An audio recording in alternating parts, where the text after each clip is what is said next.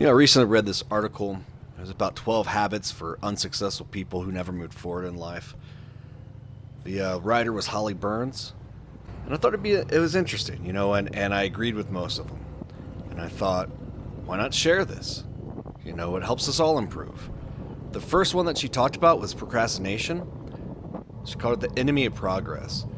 I always find this word funny because is it procrastination? Procrastination. If you can't tell from my other videos, I have trouble, with pronunciation. But procrastination is a common habit that plagues tons of unsuccessful people. I mean, think about all the times you had a project to do or something to do and you procrastinated. You put it off, you put it off, you put it off. Eventually, either it goes away or it blows up in your face for not doing it. It's completely an enemy to moving forward. The second one was blaming others. It puts up a barrier to your own responsibilities. One of my daughters has trouble with this, where she always, the moment she gets in trouble, she puts blame on someone else or something else. It's like, it's okay if you make mistakes. Just accept it, Realize what you did wrong and how you can improve. You got to take responsibility on that. If you want to grow and become better, the responsibility of your own mistakes are important. The third one is the importance of self-discipline. I think everyone could benefit from more self-discipline. You might know someone who is really disciplined and others who have no self-discipline that you feel like. But it's a crucial trait that helps you become successful. Be it doing work, workouts, eating, any kind of thing like that. Self-discipline is what gets us going and helps us improve. The fourth was adaptability. The ability to adapt helps you embrace change and growth.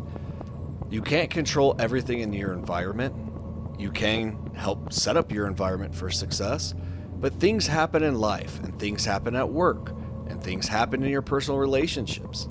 If you can't accept those changes, life will be very hard for you.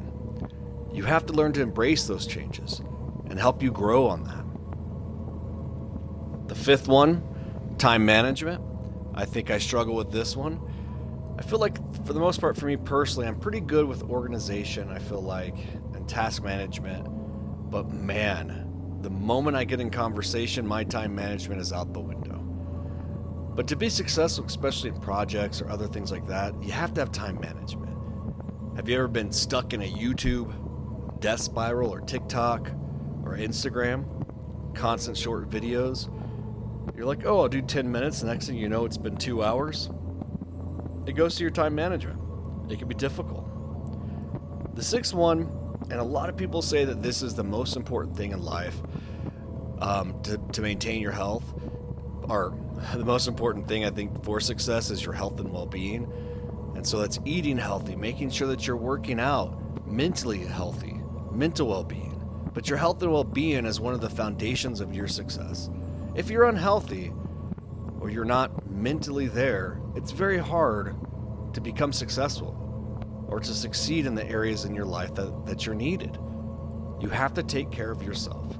It's like the old saying of put on your air mask before you put on your partner's, when they tell you that in an airplane. That's where it comes from. The seventh one she talked about was the power of goal setting and planning. This is true. I mean, you can be at work and just be doing the same thing over and over, but you'll sometimes and most likely find more happiness if you set a goal at work or in your personal life. Make that goal. When it comes to motorcycling, maybe it's 1,000 miles in 24 hours. Have that goal. Set it. Start planning it.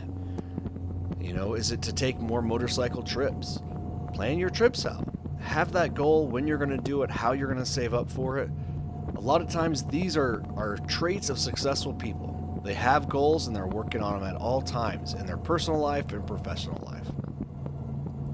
Number 8 is surround yourself with positivity.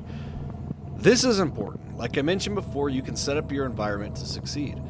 Surrounding yourself with people that are positive and positive things in your environment will help change your mood, gives you energy. Think about the last time you've been in a meeting or hanging out with friends and the one that's just constantly toxic, or the other, all they talk about is the negative things in life, at work or in their personal life. It's hard to be around that. Successful people seek positive, like-minded people to hang out with. It helps to inspire them and helps them to grow. Do this in your life. Look for that positivity. Number 9 was the importance of continuous learning. One of the greatest things we can do for ourselves is to educate ourselves. The more you know, the more it helps you kind of take on those challenges in life. And the more you know, the more it helps you understand things in the world around you. Helps you understand yourself more.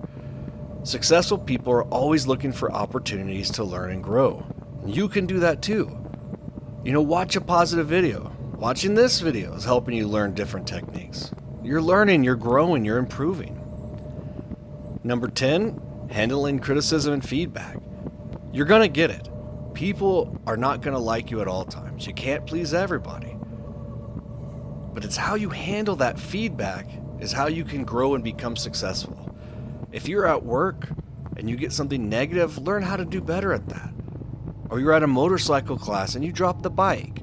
Or someone gives you tips about braking in a corner or not doing some skill or technique you developed on your own. Take that criticism and feedback and learn to use it to improve yourself.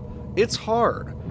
Most of the time it's easier for us when we get criticism to just become angry at it and become defensive. That's the easiest thing to do. It's a lot harder to accept it and then try to find how you can use it to better yourself. Number 11, one of the keys to overcoming adversity she talked about was perseverance and resilience. Life is not straightforward all the time. It's not just one path journey. It's gonna have issues in it.